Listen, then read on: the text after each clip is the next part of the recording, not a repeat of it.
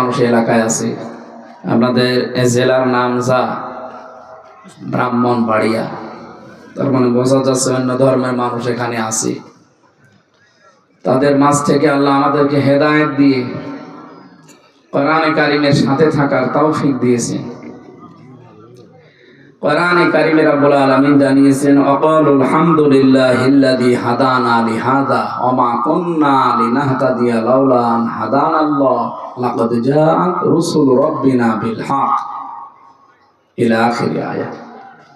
সূরা আরাফের 43 নম্বর আয়াতের মাঝে আছে আল্লাহ বলেন, আমি প্রশংসা আদায় করব। এই কারণে তারা বলে যে আমরা প্রশংসা আদায় করছি ওই আল্লাহর, যিনি আমাদেরকে হেদায়েত দিয়েছেন। তিনি যদি আমাদের পথ না দেখাতেন তাহলে আমরা পথ পেতাম না। এই যে পথ পাওয়া, আমার তেলাওয়াতকৃত আয়াতে এরকম কিছু কথা আসবে আজকে, যেটা এখনকার জন্য খুব দরকার। আমরা চেষ্টা চালাবো তাফসীর আকারে কথা বলার ইনশাআল্লাহ।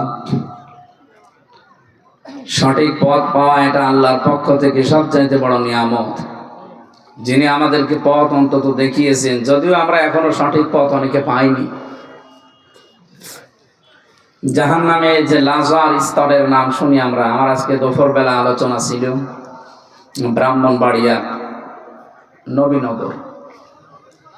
ওই জায়গাতে আমি জাহান্নামের লাজায় যাওয়ার যে কারণগুলো আল্লাহ কোরআনে দিয়েছেন কিছুটা হলেও বলেছিলাম। লাজা একটা নিকৃষ্ট জায়গা। জাহান্নামের যে স্তরগুলো আল্লাহ বানিয়েছেন তার ভেতরে ওইটা একটা নাম। হতমা নাম আছে, হাবিয়া নাম আছে, এরপরে জাহান্নামও একটা নাম আছে, জাহিম একটা নাম আছে, সাকার একটা নাম আছে, সাগীর একটা নাম আছে। আর এইটা সবচাইতে নিকৃষ্ট এবং কঠিন জায়গার নাম লাজা। আল্লাহ তাআলা কোরআনে যেখানেই এই লাজার পরিচয় দিয়েছে সেখানে জানিয়েছেন নাযাআতাল লিশাওয়া। এই লাজায় যাদেরকে প্রবেশ করাবো তাদের চামড়া আগে খসে যাবে। আমরা অনেকে রিমান্ডের নাম শুনলে মনে করি হয়তো মারবে, না, সব রিমান্ডে মারে না। আমাদের গায়ে হাত দেয়নি, কিন্তু মানসিক টর্চার করেছিল রিমান্ডে 10 দিন। যারা মার্ডার মামলার আসামি হয় তাদেরকে মারধর করে, এবং 15.5 বছরে অনেক আলেমের গায়েও তারা হাত দিয়েছে। আমাদেরকে গায়ে হাত দিত, টাকা চেয়েছিল 10 লাখ। আমার বাবা তো গ্রাম্য মানুষ, সঙ্গে সঙ্গে দিয়ে দিয়েছে 8 লাখ। রিমান্ডে মারবে ছেলে রে, আর আমি একা তো।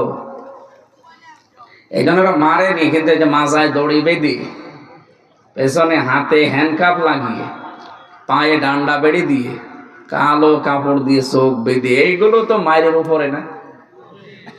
আবার মাটির নিচে যে 10 দিন ওরা ওই সমস্ত জিনিসপত্র নিয়ে আসতো মাঝে মাঝে, যে এইগুলো দিয়ে আমরা নখ তুলি, এগুলো দিয়ে চোখের ভরু তুলি। চোখের ভরু মানুষকে টেনে টেনে তুলে দেবেন, ও চোখে আস্তে আস্তে হালকা দেখবে, দেখতে পাবে না। কিছু নিয়ম নীতি আছে, ওরা তো মায়ের জানে। পায়ের নিচে পিটাবে পায়ের নিচে, এদিকে আপনার চোখ অন্ধ হয়ে যাবে। একাধারে 10 মিনিট আপনি পিটান কাউকে, দেখবেন চোখে হালকা দেখছে, কিছুদিন পরে আর দেখতে পাবে না। ওর সাথে চোখের তারের অনেক মিল আছে। মানুষের যে মাথার ভেতরে যতগুলো 70,000 তার আছে, এর ভেতরে 6টা জিনিস গুরুত্বপূর্ণ কাজ করছে। ফ্রন্টাল লব আছে, অক্সিপিটাল লব আছে, প্যারাইটাল লব আছে। এরকম 6টা জিনিস দিয়ে এক একটা জায়গায় প্রায় 7টা করে ওরা মাথার ভেতরে আল্লাহ সাজিয়ে এর সাথে তারের সংযোগ করে বিভিন্ন জায়গা থেকে এই কাজগুলো আমার আল্লাহ করাচ্ছেন ফেরেশতাদের দিয়ে। এটা আমি কথা বলছি, এক একটা কথাও তৈরি হতে প্রায় 27টা স্তরে ধাক্কা লাগছে, আর প্রতিটি জায়গায় একজন ফেরেশতা বসে আছে। ওরা যদি দায়িত্ব পালন না করে আপনি জীবনেও কথা বলতে পারবেন না। আমরা দেখি চোখ দিয়ে, কি দিয়ে? চোখ দিয়ে দেখি, সঙ্গে সঙ্গে চোখ খবর পাঠিয়ে দেয়। সামনে যেটা আছে ফ্রন্টাল লব, পেছনে যেটা আছে ওইটা দিয়ে কিন্তু দেখা হয়।